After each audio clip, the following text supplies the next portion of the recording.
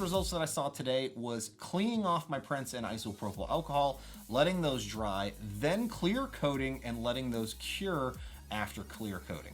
That, I think, gave me the best results possible. Ideally, if you have a place that you can actually clear coat, that you're not in direct sunlight or under UV light, you might be able to get a more controlled result with the tinting of your clear prints. One thing I also wanted to show you was what happens if you have prints that you've left too long out in the sun here. So I had some prints that I had worked with that I had forgot about. I think I left these out in the sun for about a half an hour after clear coating.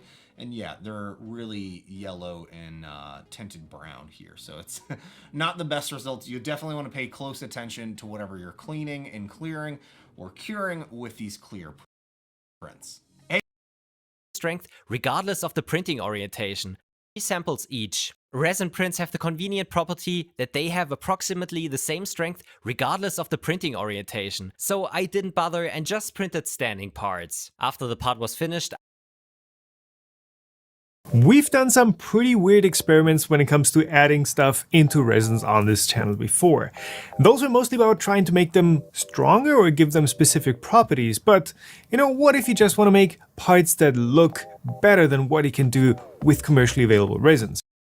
So resin slush that we're trying to print with is not going to be usable in the printer anymore. Is there like a minimum amount of fiber that we have to add to actually get an improvement and not just to create those stress concentrations? I don't know, I'm not a material scientist and I don't have the background knowledge about composites to actually make an informed judgment on whether that's actually going to help or not. But if you know more about this than I do, please let me know in the comments below. Thinking it's just the bed squishing them down. So I did try another print that was done at 100 micron instead of 50 with the Bora Bora blue, but you can see that in here, that did not finish. But what I think happened is that the particles in this Bora Bora blue were just blocking out way too much light.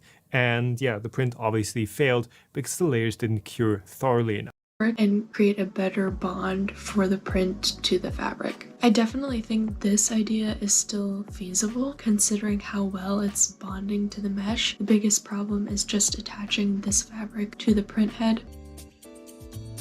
So you can already see what I meant by the first layer bleeding.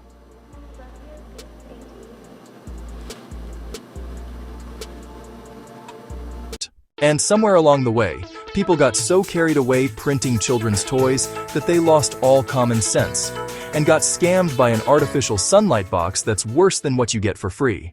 Think your wash and cure station makes prints stronger? Think again. These machines aren't designed for durability. They're designed for shelf appeal. They hit your print with low power UV, enough to make it look done, while the inside stays soft. That's why models warp or crack later. It's the shortcut cure.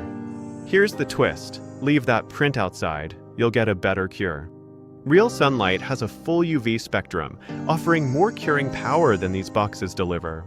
Longer exposure, deeper polymerization, tougher parts, all from daylight. Even in 2025, these consumer cure stations are a scam. Marketing promises durability, but reality shows fixed LEDs and shallow curing. These stations undercure the interior to avoid surface brittleness. It's cutting corners. Limited controls and marketing keep you buying pro models with the same tech. The resin industry sells optics and convenience. Nature sells results. Cure smart, not fast. Just enough to make it look done, while the inside stays soft and fragile. That's why your models warp, crack, or yellow later. It's not you, it's the shortcut cure. Here's the twist. If you just leave that same print outside and let nature do its thing, you'll get a better cure.